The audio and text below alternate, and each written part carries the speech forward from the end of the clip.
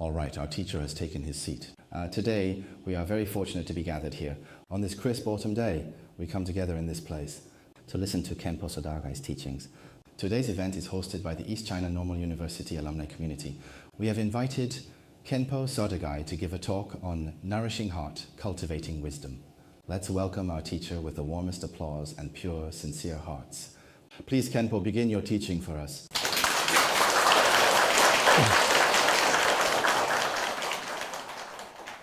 I am very happy to be here today to exchange ideas with some EMBA students from East China Normal University. Mainly, I want to share some thoughts on nourishing heart and cultivating wisdom.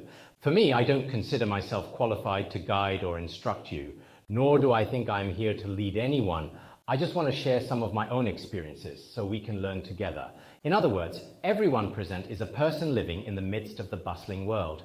Buddhism often speaks of the ultimate truth and conventional truth. When we observe conventional truth with wisdom, actually what we are doing now is not so different from dreams and illusions. But before reaching that level, we are all attached, we all pursue things. In the process of pursuit, there are truths and there are falsehoods. On this point, Buddhism's perspective is very rational. After arriving here today, I just saw my teacher, His Holiness Jigme Phuntsok. He came to this place more than 10 years ago. I remember it was from November 24th to 26th in 1997. He stayed in this bed in Shanghai. Many people interested in Buddhism have kept it. I just went to pay my respects. It has passed more than 10 years, but the Guru's bed, bowls, even the words he wrote are still here and have been preserved very well. When I saw the bed where the Master once stayed, my heart was filled with many thoughts. Because in 1997, when Rinpoche came to Shanghai, I came with him. That time, he gave spiritual education and wisdom to those who were fortunate enough to meet him here. But today, he has been gone from this world for almost 10 years. In this impermanent life, what I am most grateful for is my teacher. The wisdom and positive energy he gave me far surpasses that of my parents and far surpasses all other benefactors in the world. So I think in this world, to be honest, the benefit that teachers bring us. As students of your normal university, I heard that today about 70 or 80% are graduate students and around 10% are undergraduates. Each person in the journey of life has relied on teachers at some point. The wisdom and compassion of our teachers should never be forgotten. For me, any teacher who has shared such knowledge with me, their kindness is as great as a mountain. I can say I will never forget it. Today, as I stand here, what do I want to explore together with you? Some of you have already graduated, some may not have graduated yet. Either way, I heard that many of you have great hopes of future success, especially those who study business management, psychology, and advanced management. Given that, what do we need most at this moment? On one hand, in reality, we have to pursue material things. Buddhism does not object to this. Buddhism always praises it. But more importantly, we need inner balance, inner wealth of the heart. From the Buddhist perspective, this is even more valued and encouraged. Why do I say this? Because chasing external wealth can only bring you a certain degree of happiness and joy, but it cannot bring you absolute or lasting happiness. Though inner happiness has been proven over centuries of history to bring us a kind of transcendent joy, a higher state of being. This state is difficult for many people, including myself, to achieve. But in reality, this state truly exists. Such a state can be attained by lay people like you, by monastics, and by others. In this process, I hope everyone present here will first adopt a proper mindset, a sincere attitude, and a genuine thirst for knowledge. Only then can you truly gain what is beneficial for you and helpful to those around you, and even of great benefit to society as a whole. Buddhism teaches all phenomena arise from the mind. Everything in this world is inseparable from the mind. The mind is very important. When I say this, some may think, besides the mind, material things also play a decisive role. But on this point, we do not deny the convenience material things bring us. Of course, what's even more important is adjusting our inner state. Inner discipline and strength are extremely important. You should be well aware of this. There was a book called Happiness: A History. An American university professor spent 6 years analyzing people's mindsets and happiness. He came to the conclusion that, what did he summarize in Happiness: A History? He said that all happiness does not come from external things, but mainly arises from inner adjustment and inner peace. When you observe this scientifically, indeed, some forms of happiness do not depend entirely on external things. Of course, some of you may manage businesses in the future or be searching for your own path in life. First, you may want to consider all the knowledge and expertise you gained at school. But honestly, some of that knowledge and expertise may not actually benefit you in your career.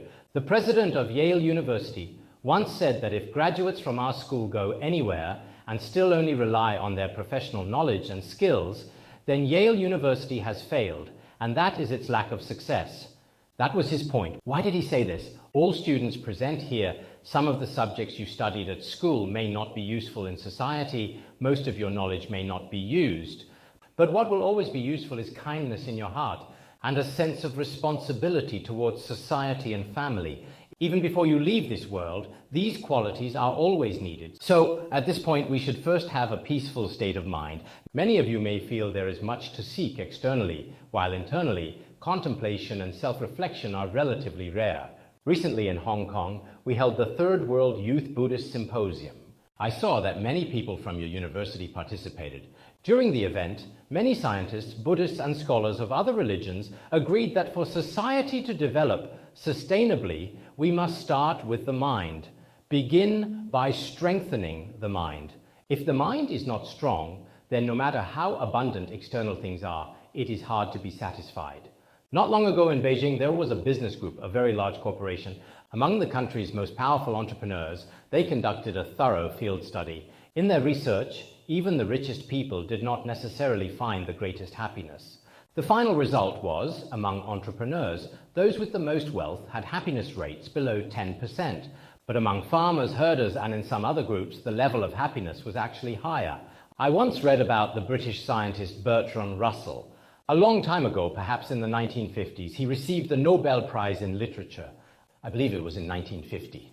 When he came to Mount Amy, he saw many sedan chair carriers. Even though they were sweating all over, they were very happy. He wrote in his diary at the time, he had never seen such a happy group of people. On the surface, the physical stress of their work must be very painful, but you couldn't see it from their appearance. So in the future, especially for many of you students, in school your enthusiasm is high. You think coming into the world is wonderful and expect that entering society, it will bring you a sweet and beautiful life. But when you actually enter society, it is not as you imagined. Just like high school students who think university will be bliss. But when you really step onto campus, there are all sorts of pressures. The same is true when we enter society. I've met many college students. Many are innocent and passionate, full of confidence in life. But after entering society, there are many detours. Detours in your career, detours in your faith, and detours in your relationships. In the end, when you look back, it's often too late. I once read an article, The Detours One Must Take.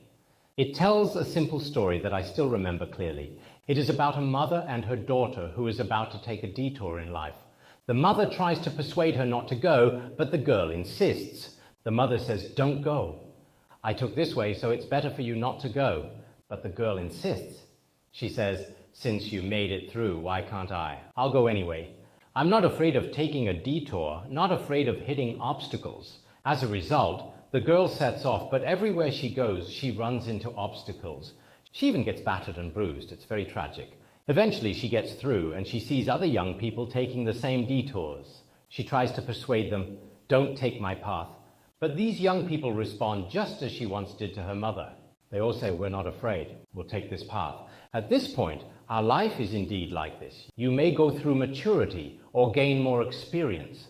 And in the end, especially when you reach 50 or 60, you look back and reflect on your life. You realize that on this path of life, it was not all smooth sailing. There were ups and downs, obstacles, all sorts of experiences. But every experience, for those who are resilient, is a kind of enjoyment, a kind of tempering, a kind of growth. But if our mindset is not resilient, or if our mind has never been trained to endure, then for such a person, the path will be very difficult to overcome. So I think everyone present should be mentally prepared, because mental preparation is very important for everyone.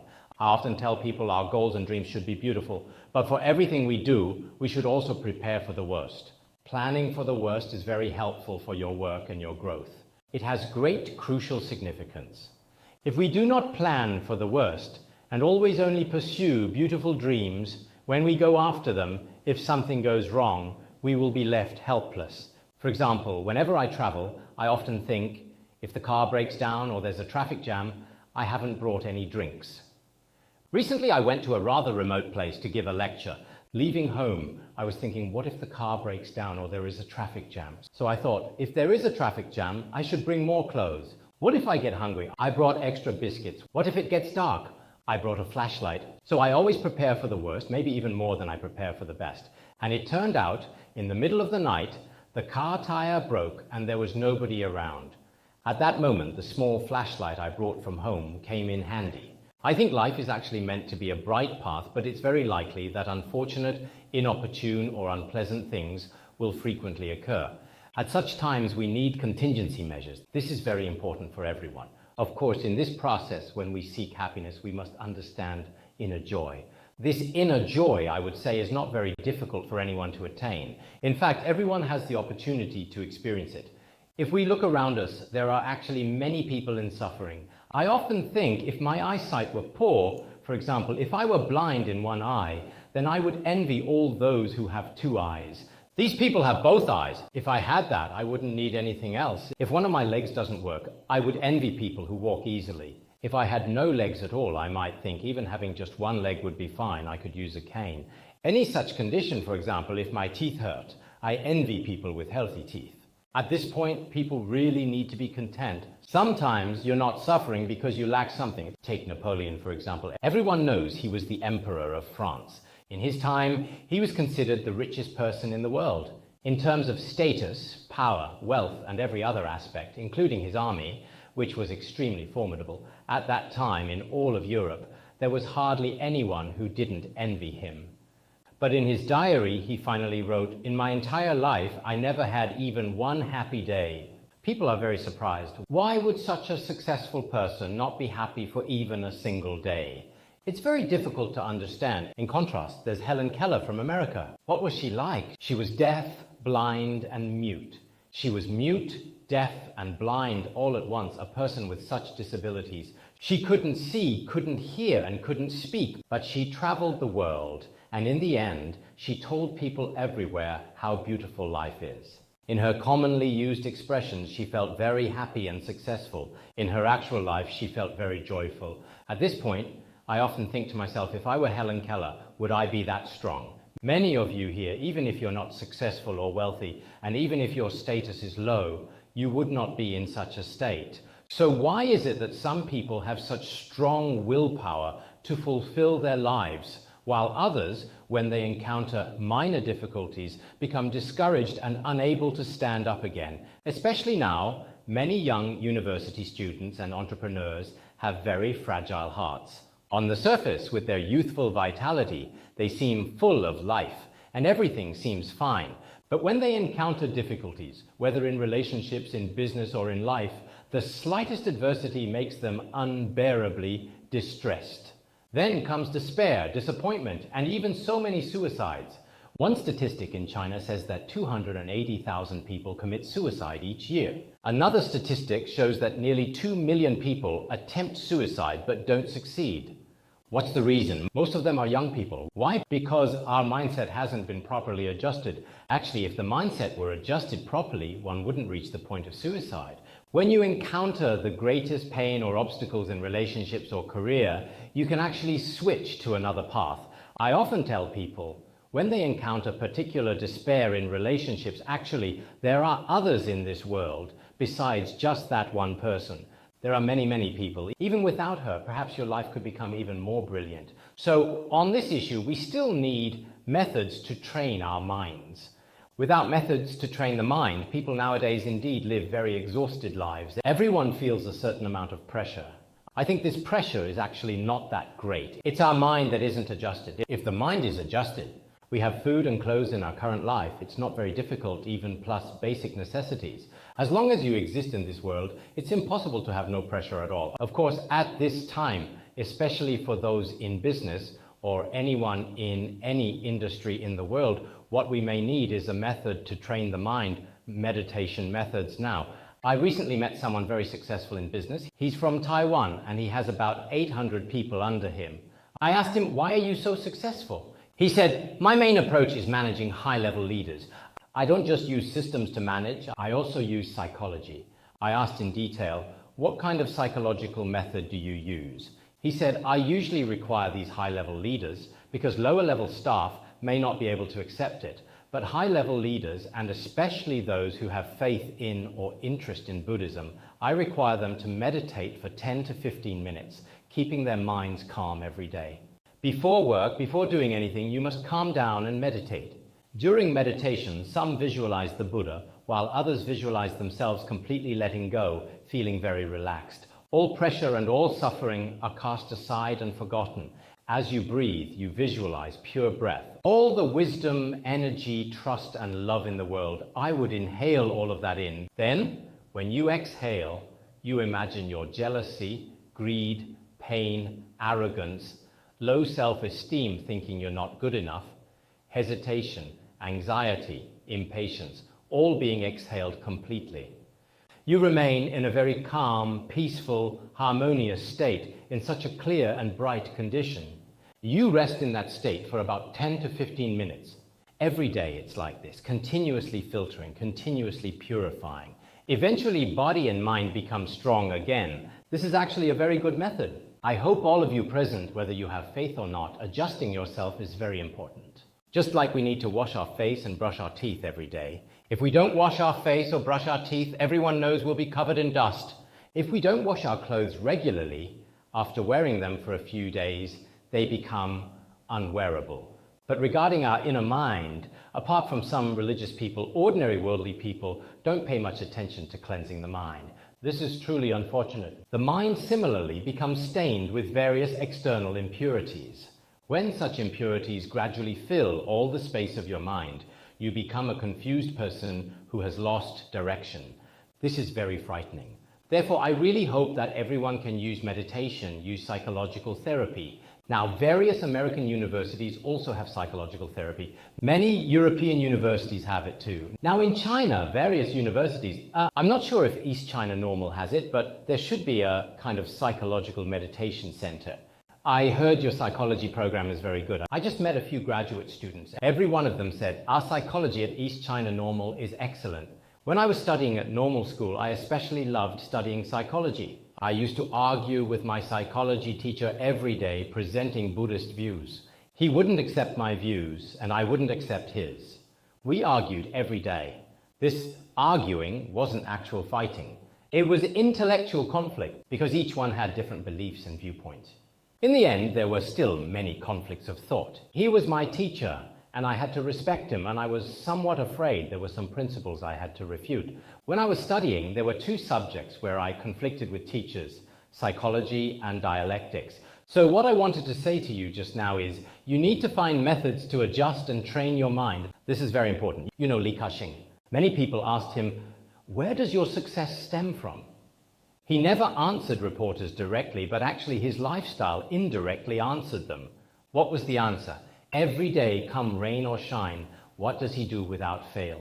He meditates for about 10 minutes every day. He's maintained this for many years. When his body and mind are very healthy, whatever he does is very effective, including Steve Jobs. In his biography, it seems not recently, but before it was everywhere, because people's fame in the world rises and falls. Now, this person is famous, then that person. When Steve Jobs was alive, he wasn't that famous. When he died, he became quite famous. At that time, all bookstores were filled with books about Jobs. I also looked through them. His experiences studying in India and learning Buddhism, along with his daily meditation practice, before high-level business meetings, he would meditate for a while. I think many young people should emulate this. If you don't do this, indeed, I myself have this experience. I'm also someone who has been through it. Compared to some of your ages, when interacting with many people of poor character in cities, the mind often develops filthy thoughts and emotions. Gradually, it's as if you lose confidence in life, lose faith in work, and so on. Gradually, it becomes negative energy. If your mindset is full of negative energy, the body is actually a prisoner of the mind. We can say whatever the mind commands, the body obediently follows. At that time, if your mind's engine breaks down, then the body's actions must stop. So wise people must first observe the relationship between body and mind, then you must find the main conditions for mental purification. I see now, why do many great Buddhist masters live long lives? Like Master Benhuan, who lived to 106, Master Mengcan is probably 100 years old. In his traditional age, he's now 100, and he can still sign his name and speak. There are also many those in their 90s. I heard that nearby there's also a 100-year-old monk, and he has a very clear mind. So generally speaking, like Master Shu Yun, there were many centenarians in the past in Buddhism. Why are their minds so pure? Actually, as they grew, I would say they had a certain quality, unlike worldly people who are particularly attached to this, annoyed by that. So the result will gradually get better and better. We often say, do you have something on your mind recently? The wrinkles on your face have increased so much about this saying. Those inner worry and confusion increase the body's burden. When it reaches a certain point, it's very difficult to rescue. So from childhood, we should all cultivate a method of regulating the mind. Some people are good at taking care of their bodies, while physical care is important on one hand, but many people don't know how to care for their minds, letting their mindset run wild. If this continues, the mind directly affects you, and gradually your body will collapse too. If you cultivate your mindset well, you don't necessarily need to buy cosmetics every day or maintain your body. Now, we don't value the mindset that should be valued, while we value physical appearance. Actually, the body truly depends on mindfulness and observing the mind. If we can adjust well, it won't be so difficult. Therefore, everyone here today, what I want to say is, must learn to adjust your mind and nourish your mind. By doing this, you can truly enhance your wisdom. There is another method for enhancing wisdom that we should always be aware of. Whether you have faith or not, it's best to pray to the Buddhas and Bodhisattvas. This is very important. Some people say, I haven't truly taken refuge in the Buddha. Can I prostrate to the Buddha? Actually, it's completely fine, because prostrating to the Buddha doesn't require being a Buddhist. It's not something exclusive to Buddhists or their private property. It's not like that. The Buddha, whether you have faith in him or not, when you pray for his blessings or pray for peace, pray for wealth according to your karma, he will bestow blessings and strength upon you. Just like taking medicine, whether you're a member of the hospital or not, the medicine actually has healing properties. Similarly, when we pray to the Buddhas and Bodhisattvas, or visit temples, or perform virtuous actions, there is positive energy and virtuous results. Now, many young people seem to want to understand Buddhism, but they're also hesitant, because some Buddhists say, you can't say this, you can't do that. It seems as if entering Buddhism is like entering a closed circle. You can't go in and you can't come out either. There's such a feeling. Actually, this is a misunderstanding of Buddhism, especially among young people today. I think you should learn more through the internet, through Weibo and WeChat, through various means, to understand what Buddhism really teaches. Everyone has the right to learn, to study, and to practice. But you don't necessarily have to take refuge in the Buddha. Of course, if you do take refuge, that would be best. So my suggestion is that everyone should also think about this. I'm not necessarily qualified to teach others or to be a teacher. I don't dare claim such qualifications because I haven't reached a very high standard. But I have read many books on Buddhism, and I have studied many precious Buddhist thoughts. These thoughts, I often think, such wonderful ideas, yet people in cities now have such complicated minds. They feel under great pressure with all kinds of suffering and mental backlash. In such a society, Buddhism actually brings us an even better, most wonderful panacea or spiritual nourishment. At this time, if many young people don't study it, it will be very regrettable in the end. This is also something for everyone to think about together. Actually, it's not as everyone thinks, that Buddhism seems so profound that no one dares to touch it, or that after entering Buddhism, no one dares to leave. It's not like that. According to your own ability and mindset, everyone should learn more and accept more. After this, it should help you, not harm you. Even if you don't want to take refuge, it doesn't matter. You won't offend anything or anyone. You should have positive confidence to learn. This is also very important. Another thing, everyone here in the future, whether you have faith or not, in pursuing certain goals, you often forget yourself, forget your family members, your parents, even certain very important individual family members. Once your own body breaks down, only then do you realize, I forgot about myself. I should have taken care of my body. Once your parents pass away, only then When I was young, I didn't care for my parents. I wasn't filial. I should have been filial, but now they're gone. Because some people are so very responsible toward their work, they may forget many things about home. A while ago, I read a worldly story. When I first read this story, I felt that many lay people might make the same mistake. The story is about a dialogue between a worldly father and his son. There's a child who keeps asking his father, "Why don't you come home for dinner with our family? You're always out, always busy, busy, busy. Being so busy all the time, exactly how much money do you make?" The father didn't answer directly. He said, "I do make a lot of money." Then the child continued asking. This was a 4 or 5-year-old child.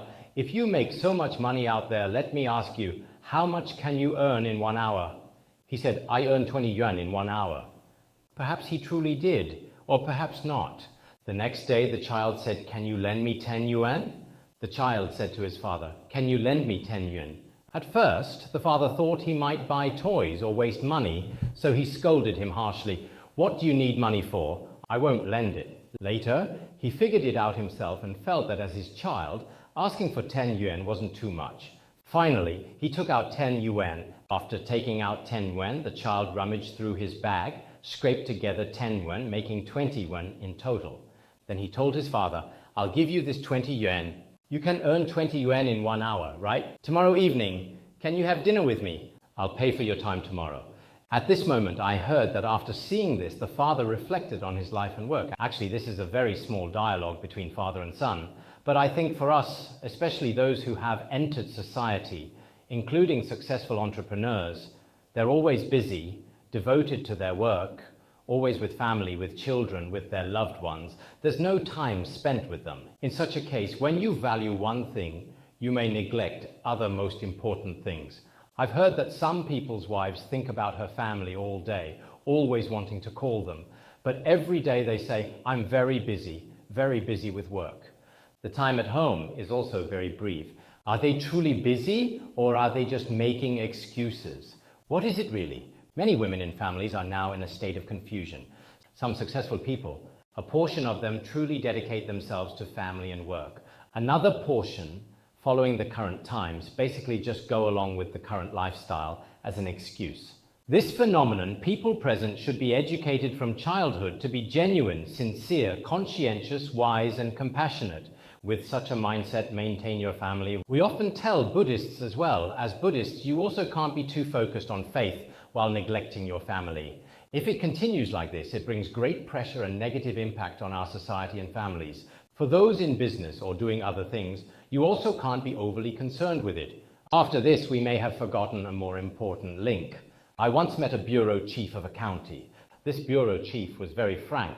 He said, "Every day in our county, there are about 7,000 students and over 500 teachers. All their affairs, I manage them all. I'm particularly busy every day. Nearly 10,000 people's affairs, all the schools come to me. I'm very busy. But on Sunday for half a day, I often accompany my family. Otherwise, I feel I'm letting them down. In 1 week, I can only accompany them for half a day."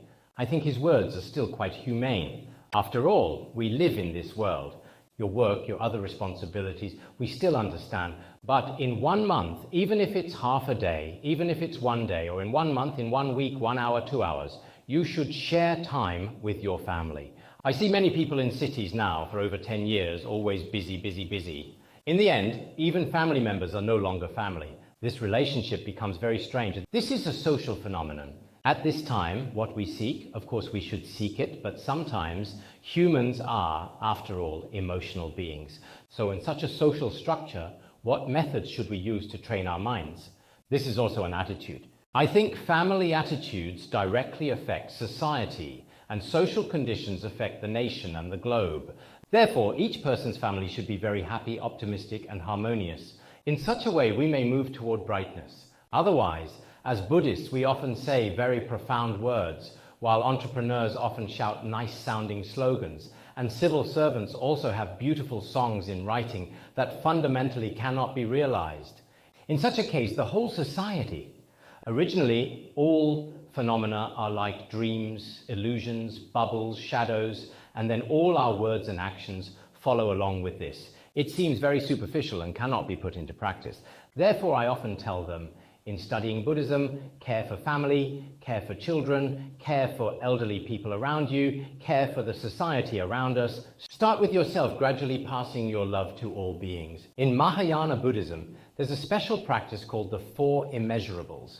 When practicing the Four Immeasurables, first visualize your mother, then visualize your family members, relatives and friends. Then visualize people around you, then visualize enemies you resent. Then visualize all beings in the entire world. My compassion and love gradually expand. It's not that at the beginning I want to liberate all sentient beings at the ends of the earth. All sentient beings is just a very general concept. For you, it's something you can't even touch. If you can't help those around you, like around us, in Mahayana Buddhism, we often speak of bodhicitta. Bodhicitta is an unconditional altruistic, particularly inclusive mindset. This mindset, if you just say, I want to serve all beings in the world, this sounds very nice. But actually, if you can't even help one person beside you, then helping all beings in the world is very difficult. Serving all the people of the nation, how do you shout slogans about serving the nation, serving the party, serving whatever? When you say it like this, it sounds nice and anyone dares to say it. But when a person appears before you, how do you actually help them? Therefore, my principle is, we may not be able to help many people, but practically in your lifetime or in 1 year, in 1 month, if you can help one person do one small thing, then this one small thing for your life has very important meaning. Some people work quietly without any lofty slogans, but in their actions, they truly address practical issues. Some people, when they speak, it's very grand, very broad, very profound, but actually, whether in their own practice or in helping others, it's not very practical, not very fitting. Therefore, I hope students and friends from the normal school must understand clearly this society is rather complex and also a rather strange society. At this time, many voices we hear around us. Some are beneficial to people's hearts and ourselves, while some may not be of great benefit. But no matter what, I still praise this. Each of you should have a faith, because faith, in a broad sense, can mean faith in wealth, faith in material things, faith in relationships, anything can be named. But what I specifically mean is faith in Buddhism or faith in other religions is also fine. Why? Because with faith, there's spiritual refuge. With faith, there's a moral baseline. With faith, there's behavioral restraint. With faith, there's direction for one's goals. With faith, there should be a psychology of aspiration for oneself. In this way, our life can have true sunshine. Otherwise, sometimes you think having no faith is good, but actually, in what we see, hear, and understand, because of lacking faith, it leads to negative impacts on society in various aspects, or family breakdown, as well as individual moral degradation and so on.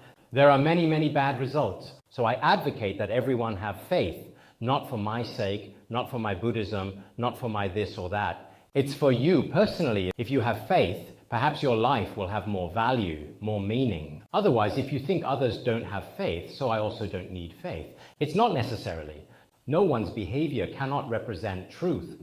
It should be based on the purpose of life's values, not based on the majority.